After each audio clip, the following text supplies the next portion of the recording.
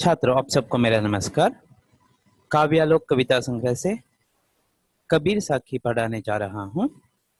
कबीर साखी का यह तीसरा भाग है। साखी पढ़ाने का उद्देश्य आपको पता है, साखी का मतलब दो है। यह साखी कबीर द्वारा रचित है। कबीर की भक्ति भावना का परिचय देना। कबीर की भक्ति निर्गुण भक्ति थी, उसका परिचय देना। संसार की नश्वरता समझ पाएंगे। इनके दोहों से संसार की नश्वरता का ज्ञान हमें होगा। बुरी संगत से दूर रहना सीख पाएंगे। इनके दोहे पढ़ने के बाद बुरी संगत से दूर रहना सीखेंगे। कबीर और 7वें दोहे 7वां दोहा। जब मैं था तब हरि नहीं, अब हरि है मैं नाही। सब अंधियारा मिट गया, जब दीपक देखिया माही। जब मैं था तब हरि नहीं, अब हरि है मैं नाही। सब अंधियारा मिट गया, जब दीपक देखिया माही। इसका शब्दार्थ है, मैं का मतलब अहंकार, हरि का मतलब भगवान, नाही नहीं इल्ला, अंधियारा अंधकार अंधेरा अज्ञान, दीपक का मतलब दिया दीप, देखा देखा। ಇಲ್ಲಿ ನಮ್ಮ ಅಹಂಕಾರವನ್ನ ದೂರ ಮಾಡಬೇಕು. ದೂರ ಮಾಡಿದ್ರೆ ಮಾತ್ರ ದೇವರನ್ನ ಪಡೆಯೋದಕ್ಕೆ ಸಾಧ್ಯ ಅಂತ ಇಲ್ಲಿ कबीर दास ಈ दोहेನಲ್ಲಿ ಹೇಳ್ತಾ ಇದ್ದಾರೆ।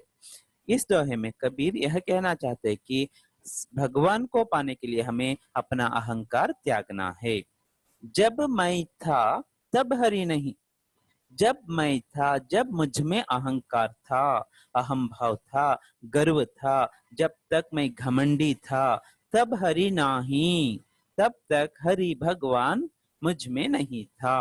क्योंकि जिस व्यक्ति में अहंकार होता है उसके पास भगवान कभी नहीं आता। तब हरि नहीं, अब हरि है। अब मुझे अपनी गलती का एहसास हुआ है। अब मुझ में अहंकार नहीं है, अहंकार दूर हो चुका है।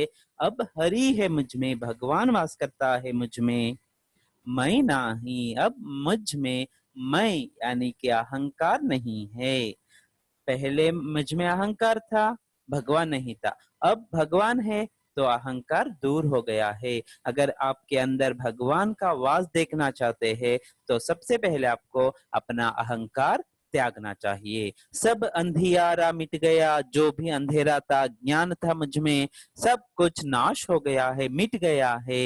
जब दीपक देखा माही, मैंने हाथों में दीपक ले लिया या हृदय में दीपक जल उठा। वह दीपक देने वाले थे मेरे गुरु। मेरे गुरु ने मुझे ज्ञान का रास्ता दिखाया, तब भगवान मुझ में आ गए, क्योंकि मेरे अंदर का जो अहंकार था वह दूर हो गया। दोहे का सार इस प्रकार है, प्रभु को पाने के लिए अहंकार को त्यागना चाहिए। अब अहंकार को बिना त्यागे हम भगवान को नहीं पा सकते। जब गुरु शिष्य के हृदय में ज्ञान, जब गुरु शिष्य के हृदय में ज्ञान का दीप जलाता है, देखिए ಜ್ಞಾನ ಇಲ್ಲಿ ಗುರು ಶಿಷ್ಯನ ಹೃದಯದಲ್ಲಿ ಜ್ಞಾನದ ದೀಪವನ್ನು ಬೆಳಗಿಸಿದಾಗ ಶಿಷ್ಯ अपने हृदय में भगवान को देखता है। ಅಂದ್ರೆ ಅಜ್ಞಾನ ಅನ್ನೋ ಕತ್ತಲೆ ದೂರ ಆಗುತ್ತೆ, ಜ್ಞಾನ ಅನ್ನೋ ಬೆಳಕು ಸಿಗುತ್ತೆ। ಆ ಜ್ಞಾನವನ್ನು ನೀಡೋದು, ಆ ಬೆಳಕನ್ನು ನೀಡೋದು ಯಾರು? गुरु। सदगुरु ही ऐसा कर सकता है। कबीर साखी संख्या 8। कबीर सीप समुद्र की रटै पियास पियास, समुदहि तिनका करिगिनै स्वाति बूंद क्यास। कबीर सीप समुद्र की रटै पियास पियास, समुद ही तिनका करिगिने स्वाति बूंद क्यास। शब्दार्थ देखेंगे। सीप का मतलब है घोंगा, ಅಂದ್ರೆ ಕಪ್ಪೆ ಚಿಪ್ಪು। ಒಂದು ಕಪ್ಪೆ ಚಿಪ್ಪು ಇರುತ್ತೆ ಸಮುದ್ರದ ಬಳಿನಲ್ಲಿ, ಅದರಲ್ಲಿ ಯಾವಾಗ ಸ್ವಾತಿ ಮಳೆ ಬೀಳುತ್ತೆ, ಸ್ವಾತಿ ನಕ್ಷತ್ರ ಇದ್ದಾಗ ಹನಿ, ಸ್ವಾತಿ ಮುತ್ತಿನ ಮಳೆ ಹನಿ ಅಂತ ಹಾಡಿದೆಯಲ್ಲ, ಹಾಗೆ ಸ್ವಾತಿಯ ಮಳೆ ಬಿದ್ದಾಗ, ಹನಿ ಬಿದ್ದಾಗ ಅದರಲ್ಲಿ ಮುತ್ತಾಗುತ್ತೆ, ಪರ್ಲಾಗುತ್ತೆ। ಆ ಸ್ವಾತಿ ಮಳೆಗಾಗಿ ಆ ಇದು ಕಪ್ಪೆ ಚಿಪ್ಪು ಕಾಯ್ತಾ ಇರುತ್ತೆ, ಅದೊಂದು ಹುಳು। रटना बार बार दोहराना, रटना बार बार। समुद्र ही समुद्र को ही, आस आशा, तिनका तृण, तिनका का मतलब है तृण। कबीर सीप समुद्र की पियास रटै पियास पियास। कबीर कहते हैं समुद्र की जो सीप होती है, समुद्र में रहने पर भी वो हमेशा बार बार चिल्लाता रहता है कि मैं प्यासी हूं, मैं प्यासी हूं, मुझे पानी चाहिए, मुझे पानी चाहिए। कहाँ वास करती है वह सीप? कहाँ है? समुद्र में ही है। फिर भी उसे क्या नहीं चाहिए? समुद्र का पानी नहीं चाहिए। वह हमेशा कहता है कि कहती है मुझे पानी चाहिए, मुझे पानी चाहिए। किस पानी की आशा रखती है? स्वाति नक्षत्र में जो बारिश होती है उसकी। समुद्र ही तिनका करिगिने, उसके लिए समुद्र भी एक तिनके के समान है, तुच्छ है, उसका कुछ महत्व उसके जीवन में नहीं है। सीप के जीवन में समुद्र का कुछ महत्व, इतना विशाल समुद्र है, उसका कुछ महत्व नहीं है, उसे भी तिनका मानता है, निकृष्ट मानता है, क्योंकि वह हमेशा स्वाति बूंद की आस, स्वाति बूंद की आशा रखती है। क्योंकि उसके लिए हमेशा क्या चाहिए? और कीड़ा क्या चाहता है? स्वाति की बूंद चाहता है। जब स्वाति की बूंद उसके सीप में पड़ती है तो वह ಬೂಂದ್ ಮೋತಿ ಬನ್ ಜಾತಿ ಹೇ, ಆ ಮಳೆಯ ಹನಿ ಏನಾಗುತ್ತೆ? ಮುತ್ತಾಗಿ ಪರಿವರ್ತನೆ ಆಗುತ್ತೆ. ಅದಕ್ಕಾಗಿ ಅದು ಸಮುದ್ರದ ಜೊತೆನಲ್ಲಿದ್ರು ಸಮುದ್ರ ಅದಕ್ಕೆ ಒಂದು ಹುಲ್ಲು ಕಡ್ಡಿಗೆ ಸಮಾನ.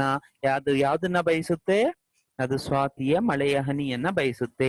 ಹಾಗೆ ವ್ಯಕ್ತಿ ಈ ಪ್ರಪಂಚದಲ್ಲಿದ್ದ ಎಲ್ಲಾ ಸುಖ ಸಂಪತ್ತು ಸಮೃದ್ಧಿ ಏನಿದ್ರು ಅದನ್ನು ಹುಲ್ಲು ಕಡ್ಡಿಯಾಗಿ ಯಾರು ತಿಳಿತಾರೆ ಅವರು ಮಾತ್ರ ಆ ಭಗವಂತನನ್ನ ಪಡೆಯೋದಕ್ಕೆ ಸಾಧ್ಯ ಅನ್ನೋ ಅರ್ಥದಲ್ಲಿ ಇಲ್ಲಿ ಹೇಳ್ತಾರೆ। आत्मा परमात्मा का अंश है, क्योंकि आत्मा परमात्मा से मिलने के लिए इस संसार से वह हमेशा 36 की तरह ही रहता है। ಅಂದ್ರೆ 36 ರೀತಿನಲ್ಲಿ ಇರ್ತಾನೆ, ಅಂದ್ರೆ ಭಗವಂತನ ಕಡೆಗೆ ಮುಖ ಮಾಡಿರ್ತಾನೆ, ಈ ಪ್ರಪಂಚದ ಕಡೆಗೆ ವಿಮುಖನಾಗಿರ್ತಾನೆ। ಆತ್ಮ ಸದೈವ परमात्मा से मिलने को कातर रहती है। आत्मा हमेशा यही सोचती है कि कब उसका मिलन परमात्मा से होगा। आत्मा यहाँ पतिव्रता नारी के समान है। कबीर साखी संख्या 9। कबीर कहा गरबियो ऊंचे देखे अवासी, काल ही परियो भूई लेटना ऊपर जामे घासी। शब्दार्थ गरबियो गर्व करना, गरबियो गर्व अहंकार ಮಾಡೋದು, अवासी घर या अट्टालिका बड़ा घर, भूई भूमि, घासी घास, घास ಅಂದ್ರೆ ಹುಲ್ಲು, भूमि ಅಂದ್ರೆ ಭೂಮಿಯ ಮೇಲೆ। यहाँ नश्वर, हमारा शरीर नश्वर है, फिर भी हम गर्व करते हैं, अहंकार करते हैं, ऊंच नीच का भाव दिखाते हैं। ऐसे लोगों को दृष्टि में रखकर कबीरदास कहते हैं, कबीर कहा गरबियो ऊंचे देखे अवासी, तुम अपने बड़े बड़े घरों को देखकर क्यों गर्व करते हो? तुम अब बड़े घर में वास कर रहे हो, तुम्हारा घर ऊंचा है, अट्टालिका है, महल की तरह है। ऐसे बड़े घर में रहने के बाद भी तुम्हें गर्व करने की कोई बात नहीं है, गर्व करने का कोई कारण नहीं है, क्योंकि तुम्हें गर्व कभी नहीं करना चाहिए। आज तुम उस बड़े घर में वास कर रहे हो, तुम अमीर हो, सब कुछ तुम्हारे पास है, कल तुम्हारी क्या हालत होगी क्या तुम्हें यह पता है? ಇವತ್ತು ನೀನು ದೊಡ್ಡ ಮನೆಯಲ್ಲಿ ಉತ್ತಮವಾದ ಮನೆಯಲ್ಲಿ ವಾಸ ಮಾಡ್ತಾ ಇರಬಹುದು, ಆದ್ರೆ ಮಹಡಿಯ ಮನೆಗಳಲ್ಲಿ ವಾಸ ಮಾಡ್ತಿರ್ಬಹುದು, ಆದ್ರೆ ಅದಕ್ಕಾಗಿ ನೀನು ಗರ್ವ ಪಡಬೇಡ, ಯಾಕಂದ್ರೆ ಗರ್ವ ಪಡಬೇಕಾದ ಯಾವುದೇ ವಿಷಯ ನಿನ್ನಲ್ಲಿ ಇಲ್ಲ। ಕಾಲ್ ಹಿ ಪರಿಯೋ ಭೂಯಿ ಲೇಟನ, ನಾಳೆ ನೀನು ಬಿದ್ದು ಹೋದ್ರೆ ಅಂದ್ರೆ कल अगर तुम्हारी मृत्यु हो जाएगी तो भूई पर लेटना पड़ता है। अष्टु दೊಡ್ಡ ಮನೆ ಅರಮನೆಯಲ್ಲಿದ್ರುವೆ कल तुम्हें कहाँ आकर लेटना पड़ता है? कहाँ लिटाते हैं तुम्हें? तुम्हारे शव को भूई, भूमि पर लिटाते हैं। ಒಂದು ಭೂಮಿ ಅಂದ್ರೆ ಭೂಮಿಯ ಮೇಲೆ, ಭೂಮಿಯಲ್ಲಿ ಗುಂಡಿ ತೋಡಿ ಅದರಲ್ಲಿ ನಿನ್ನನ್ನ ಹಾಕ್ಬಿಡ್ತಾರೆ। ऊपर जामे घासी, ऊपर ಅದರ ಮೇಲೆ घास जम जाती है, घास ಅಂದ್ರೇನು? घास ಉಗಾತಿ है, ಹುಲ್ಲು ಬೆಳೆದ್ ಬಿಡುತ್ತೆ। ಮಣ್ಣು ಹಾಕಿ ಮುಚ್ಚಿಬಿಡ್ತಾರೆ, ನಿನ್ನ ಮೇಲೆ ಹುಲ್ಲು ಬೆಳೆಯುತ್ತೆ, ನೀನು ಭೂಮಿಯ ಅಡಿನಲ್ಲಿ ಸೇರಿ ಹೋಗ್ಬಿಡ್ತೀಯಾ। इसलिए तुम्हें अहंकार करने की क्या जरूरत है? यहाँ कोई ऊंच नीच का भाव नहीं चलता, क्योंकि भगवान के सामने सब समान है। इसलिए अपने पास जो है, रूप हो या संपत्ति हो, उससे कभी गर्व मत दिखाना, सबको समान देखना, क्योंकि भगवान के सामने भगवान कभी किसी से भेदभाव नहीं करते। दोहे का सार क्या है? हमें कभी गर्व नहीं करना चाहिए, ಅಹಂಕಾರ ಮಾಡಬಾರದು, ಮನುಷ್ಯको सांसारिक संबंधों से मुक्त होना है, ಈ ಪ್ರಾಪಂಚಿಕ ಸಂಬಂಧಗಳಿಂದ ಮುಕ್ತಿ ಪಡಿಬೇಕು.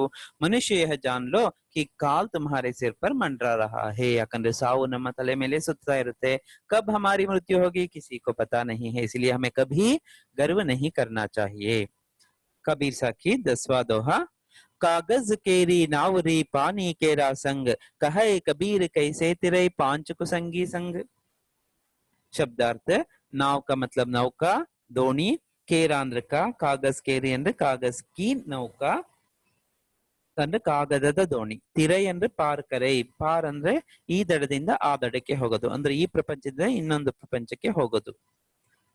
ಪಾಂಚ ಕುಸಂಗಿ ಯಾರ್ಯಾರು ಅಂದ್ರೆ ಇಲ್ಲಿ ಕಾಮ, ಕ್ರೋಧ, ಲೋಭ, ಮೋಹ ಅವರ ದ್ರೋಹ. ಇಲ್ಲಿ ಹೇಳ್ತಾ ಇರೋದು, ಈ ಪ್ರಪಂಚದಲ್ಲಿ ನಾವು ಕೆಟ್ಟ ಕೆಲಸವನ್ನು ಮಾಡಿದ್ರೆ ಈ ಪ್ರಪಂಚಕ್ಕೆ ಬಂದ ಮೇಲೆ ಆತ್ಮ ಪರಮಾತ್ಮನಲ್ಲಿ ಸೇರೋದು ಅಷ್ಟು ಸುಲಭ ಇಲ್ಲ, ತುಂಬಾ ಕಷ್ಟ ಇದೆ. ಅದ್ರ ಜೊತೆಗೆ ಇನ್ನೂ ಕೆಟ್ಟವರ ಸಹವಾಸ ಮಾಡಿದ್ರೆ ಇನ್ನೂ ಕಷ್ಟ ಆಗುತ್ತೆ ಅನ್ನೋದನ್ನ ಇಲ್ಲಿ ಹೇಳ್ತಾ ಇದ್ದಾರೆ. हमारे आचरण को शुद्ध रखना है, उससे संबंधित यह दोहा है. कागज केरी नावरी, यहाँ कबीर कहते हैं कागज की नाव पर तुम यात्रा कर रहे हो, इस जीवन को जी रहे हो, तुम्हारी यात्रा किसमें है? कागज की नाव में है. तुम कागजದ ದೋಣಿಯಲ್ಲಿ ಕೂತು ನೀನು ಪ್ರಯಾಣಿಸ್ತಾ ಇದೀಯಾ, क्योंकि कागज की नाव कभी भी टूट सकती है, डूब सकती. पानी केरा संग, अब तुम्हारा साथ किसके साथ है? पानी के साथ. तुम पानी में तुम रहते हो और कागज की नाव पर तुम्हारा यान चल रहा है. कितनी दूर तक जा सकता है? कब तक तुम उस नाव में रह सकते हो? क्योंकि नाव, कागज की नाव कभी भी भीग कर टूट सकती है और तुम उस पानी में डूब सकते हो. ಅಂದ್ರೆ ಈ ಪ್ರಪಂಚದಲ್ಲಿ ನೀನು ಅಷ್ಟು ಸುಲಭವಾಗಿ ಪ್ರಪಂಚವನ್ನ ದಾಟಿ ಹೋಗೋದಕ್ಕೆ ಸಾಧ್ಯ ಇಲ್ಲ, ಈ ಪ್ರಾಪಂಚಿಕತೆಯನ್ನ ಬಿಟ್ಟು ಹೋಗೋದು ಅಷ್ಟು ಸುಲಭ ಇಲ್ಲ. ಕಭಿ भी तुम्हारा अंत हो सकता है, कभी भी तुमसे गलत काम हो सकता है. ನೀನು ಎಷ್ಟೇ ಉತ್ತಮವಾದ ಜೀವನ ನಡೆಸ್ತಾ ಇದ್ರುವೆ, ಶುದ್ಧವಾದ ಜೀವನವನ್ನು ನಡೆಸ್ತಾ ಇದ್ರು, ನಿನ್ನಿಂದ ತಪ್ಪು ಆಗೋ ಸಾಧ್ಯತೆಗಳು ಬಹಳಷ್ಟು ಇರುತ್ತೆ ಜೀವನದಲ್ಲಿ. ನಾನು ಏನನ್ನೂ ತಪ್ಪೇ ಮಾಡ್ಲಿಲ್ಲ, मैंने कोई आज तक कोई गलत काम किया ही नहीं, ऐसा कहने वाले लोग बहुत कम हैं. इसलिए जिंदगी में हम बुरा काम करते ही रहते हैं, जाने अनजाने, ಗೊತ್ತಿದ್ದೋ ಅಥವಾ ಗೊತ್ತಿಲ್ಲದೇನೋ ತಪ್ಪು ಕೆಲಸಗಳು ಆಗ್ತಾ ಇರುತ್ತೆ. इसलिए आत्मा कभी परमात्मा से इतनी आसानी से नहीं मिल सकती. ऐसी स्थिति में, ऐसी हालत है तो कहे कबीर कैसे तिरे पांच कुसंगी संग. इस दुनिया को पार लगाना ही इतना मुश्किल है, उस पर कबीर हमसे पूछते हैं कि कैसे तुम पार कर सकते हो इस दुनिया को. तुम खुद नहीं, अपने साथ पांच कुसंगियों को भी साथ में लेकर जा रहे हो. कागज की नाव में जा रहे हो, तुम पानी के साथ हो, पानी में हो, कभी भी तुम डूब सकते हो. उसके साथ पांच कुसंगी भी तुम्हारे संग है, तो वजन क्या हो जाता है? बढ़ जाता है, तो और भी जल्दी तुम डूब जाते हो. पांच कुसंगी 5 ಜನ ಕೆಟ್ಟವರ ಸಹವಾಸ ಮಾಡ್ಬಿಟ್ಟು ಯಾರು? ಕಾಮ, ಕ್ರೋಧ, ಲೋಭ, ಮೋಹ, ದ್ರೋಹ. ಈ 5 ಜನರ ಕೆಟ್ಟ ಗುಣಗಳು ನಿನ್ನಲ್ಲಿ ತುಂಬಿಕೊಂಡಿದ್ದಾಗ ಆ ಕೆಟ್ಟವರನ್ನು ಜೊತೆಲಿ ಇಟ್ಕೊಂಡ್ಮೇಲೆ ನೀನು ಮುಳುಗೋದಂತೂ ಖಂಡಿತ. तुम्हारा उद्धार कभी नहीं हो सकता, तुम्हें मोक्ष कभी नहीं प्राप्त होता, तुम्हारी आत्मा कभी परमात्मा से नहीं मिल सकती, क्योंकि तुमने किसके साथ संग किया है? कुसंग. किसके साथ? काम के साथ. क्रोध, काम पर तुम्हें नियंत्रण नहीं, क्रोध पर भी नियंत्रण नहीं, लोभ भी हो तुम, मोह करते हो और द्रोह भी करते हो. ऐसी स्थिति में तुम्हारा उद्धार होना बहुत मुश्किल है, क्योंकि हमारा आचरण जब अच्छा रहेगा तभी हम परमात्मा से मिल सकते हैं. दोहे का सार इस प्रकार है. जीव को माया के बंधन से मुक्त होना दुष्कर है, क्योंकि ऐसे भी माया है, दुनिया ही माया है, माया में हम बंधे हुए हैं, मायाली सिगाಕೊಂಡ್ಬಿಟ್ಟಿದ್ದೀವಿ. इसलिए इससे मुक्त होना इतना आसान काम नहीं है. भौतिक साधन रूपी नौका ವ್ಯಕ್ತಿ ಕೆ ಕುಕರ್ಮೋಂ ಕೆ ಕಾರಣ ಡೂಬ್ ಜಾತಿ ಹೇ. ನಾವು ಮಾಡೋ ಕೆಲಸದಲ್ಲ ಅಂದ್ರೆ ನಾವು ತಪ್ಪುಗಳನ್ನು ಮಾಡಿದ್ರೆ ನಾವು ಇಲ್ಲಿ ಮುಳುಗಿ ಹೋಗ್ಬಿಡ್ತೀವಿ. ಕುಕರ್ಮ ಕರೆಂगे तो हम डूब जाते हैं, अच्छा काम करेंगे तो पार लगा सकते हैं. जल माया का प्रतीक है, हमें डुबाने के लिए हमेशा कौन रहता है? जल, माया हमें डुबाती है. ಅದರಿಂದ ನಾವು ಪಾರಾಗಬೇಕು ಅಂದ್ರೆ ಹಮಾರ ಆಚರಣ ಉತ್ತಮ ಹೋನಾ ಹೇ. ಇಲ್ಲಿಗೆ ಕಬೀರ್ ಸಾಖಿ ಮುಗಿದಿದೆ. ಸಂಬಂಧಪಟ್ಟ ಒಂದು 5 ಪ್ರಶ್ನೆಗಳನ್ನು ನೋಡೋಣ. 5 प्रश्न जो इस प्रकार है. बहुविकल्पी प्रश्न, मल्टीपल चॉइस क्वेश्चंस. कबीर किस काल के संत कवि है? आपको पता है हिंदी साहित्य के 4 काल है, आदिकाल, भक्तिकाल, रीतिकाल और आधुनिक काल. और कबीरदास भक्ति काल के निर्गुण मार्गी शाखा के कवि है. दूसरा प्रश्न, कबीर के अनुसार मैं किसका प्रतीक है? मैं, मेरा, अहंकार का, दुनिया का या भगवान का? कबीर के अनुसार मैं का मतलब अहंकार है. तीसरा प्रश्न, समुद्र की सीप किसकी रट लगाती रहती है? पानी की, बारिश की, स्वाति बूंद की, मोती की? पानी की है, लेकिन वो पानी साधारण पानी नहीं, स्वाति बूंद की ही वह रट लगाती रहती है. जब स्वाति बूंद उसमें मिलती है तो वह मोती बन जाती है. इसलिए समुद्र की सीप हमेशा स्वाति बूंद की ही रट लगाती है. रट लगाना ಅಂದ್ರೆ ಮತ್ತೆ ಮತ್ತೆ ಹೇಳೋದು. समुद्र की सीप ಗೊತ್ತಾಯ್ತು. नेक्स्ट प्रश्न ನೋಡೋಣ. कबीर के अनुसार भूमि पर लेटने का मतलब क्या है? शरीर का नश्वर होना. हम कभी भी मर सकते हैं. सो जाना, आराम करना, गिर पड़ना. शरीर का नश्वर होना सही उत्तर है. कबीर के अनुसार हमें किन से बचकर रहना चाहिए? दुष्ट से, 5 कुसंगियों से, अपने आप से, पानी से. अभी अभी बताया है कि हमें 5 कुसंगियों से, काम, क्रोध, लोभ, मोह और द्रोह से बचकर रहना है. ये हमारे कुसंगी है. इनसे बचकर रहेंगे तो हम इस दुनिया से पार लगा सकते हैं, दुनिया पार कर सकते हैं. निम्मेಲ್ಲರಿಗೂ ಧನ್ಯವಾದ. आप सबको मेरा प्रणाम.